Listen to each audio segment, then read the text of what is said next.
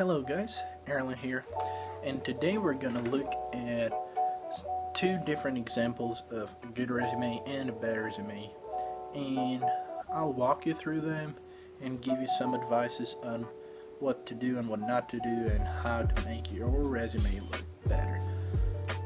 I do want to say that LSCP and the career services are there to help you and provide information, and they will proofread your resume if you send it to them, and we are hosting an online event with them on Thursday. And with that being said, check it out and let's get to it.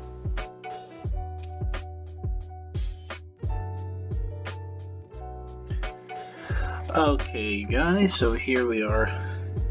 So the first one will be an example of a good resume. I got this from University of Minnesota, Duluth. So this is a fake resume with fake information, but it's a good example of how a resume should be organized. And first of all, we have the name in here and the contact on the top right. It doesn't necessarily have to be on the top right, but your contact information should be a part of the header. The second part of this is the objective. Now, the objective here is a position in sales and support some scientific product or service.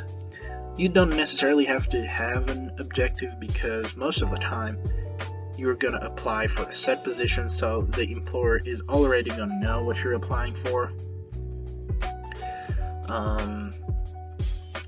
But in case this is like a general application, then you might as well just put your objective and what your position you're aiming at. Second, we have education, and in this case there is the University of Minnesota Bachelor of Science, his major, senior project, and also the Arts Associate. Now, I want to point out it is very, very important that your education is organized to where your latest degree and your highest degree is on top.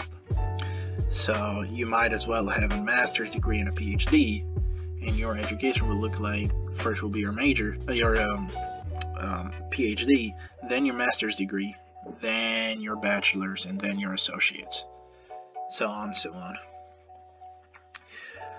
on. Then we have honors. Usually it is good to put the honors there depending on if they have anything to do with the job you're applying to.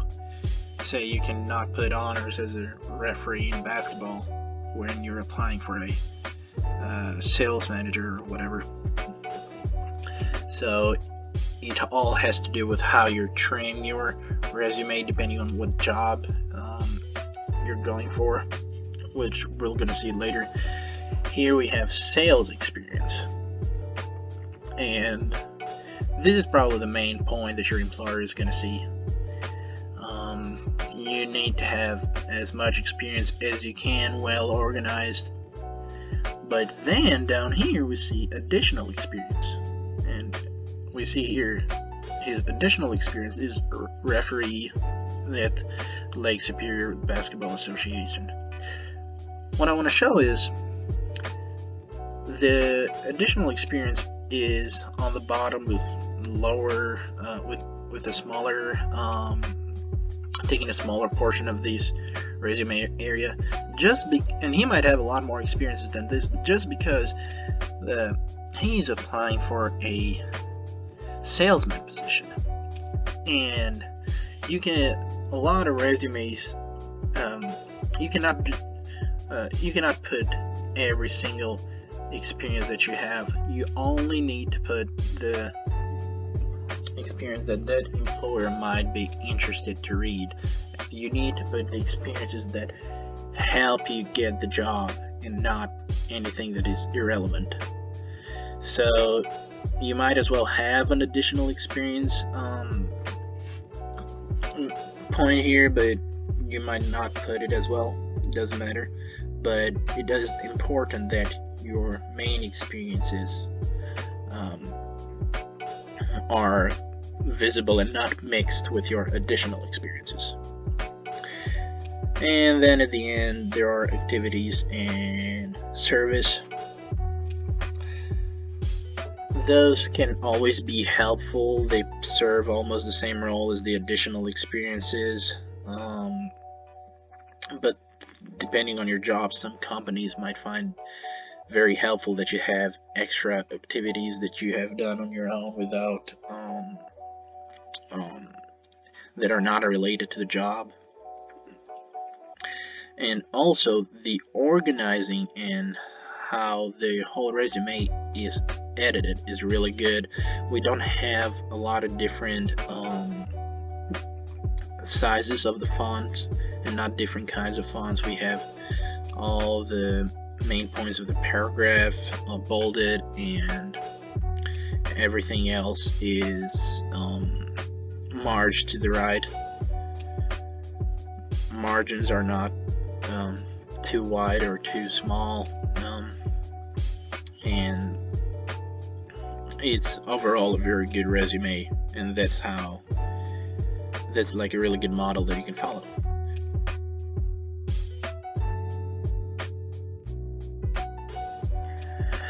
Alright, so welcome back, guys, and here we're looking at 3 different types of bad resumes. This I got from Windhill Graphic Design. So we have the first one. First thing you see here, it's all centered. You don't want to center it because it's very hard to see which ones are the main headlines, and also it creates this big white spaces that make it look not very neat, as to say. And one main thing that I see here, there is no email. Your employer is probably going to contact you by email most of the time. Also, on objective, we have trying to apply for a graphic design field, and as all his headlines are pretty well organized, besides the fact that he has centered everything. On work experience, we see assistant manager at the meat department, graphic designer and publication artist, and retail sales associates. As I said in the previous video, you need to trim it down and focus on what experiences will help you in this job. And the only thing that helps here is the graphic designer and publication artist. If you want to apply in a graphic design field, the assistant manager in the meat department is not going to do it. Our retail sales associates won't do it either. So here the graphic designer and publication artist should be the only thing showing up on work experience, and maybe additional experience you could put the other two. On the second example, we have very small margins on the left, very wide margins on the right. And also I notice here there are a lot of different fonts. The problem with using different fonts is makes everything look like a logo. Also the bolding is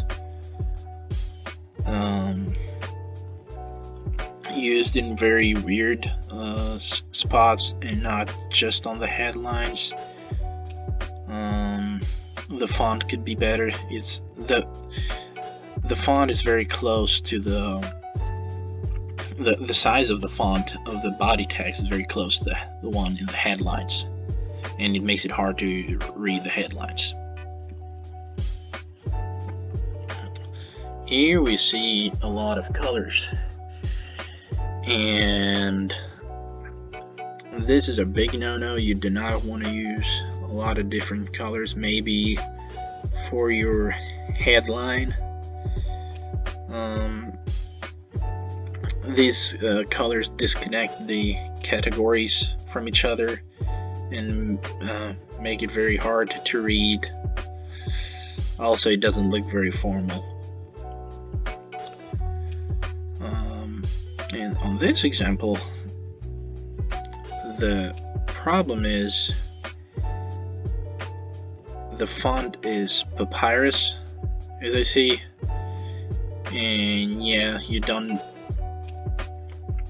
not really want to use papyrus as your font. they've said here, unless you're applying for a position as the Avatar from The Last Airbender. um, but yeah, that's pretty much it, and those were 3 examples that you do not want to follow to fill your resume. And if your resume looks anything similar to this, you might as well go to our career and advising centers, and they will help you with your to proofread your resume and how you can improve it. That's it for today, guys. I hope that helped a little. Don't forget to ask for help with the career services, and stay home and stay safe.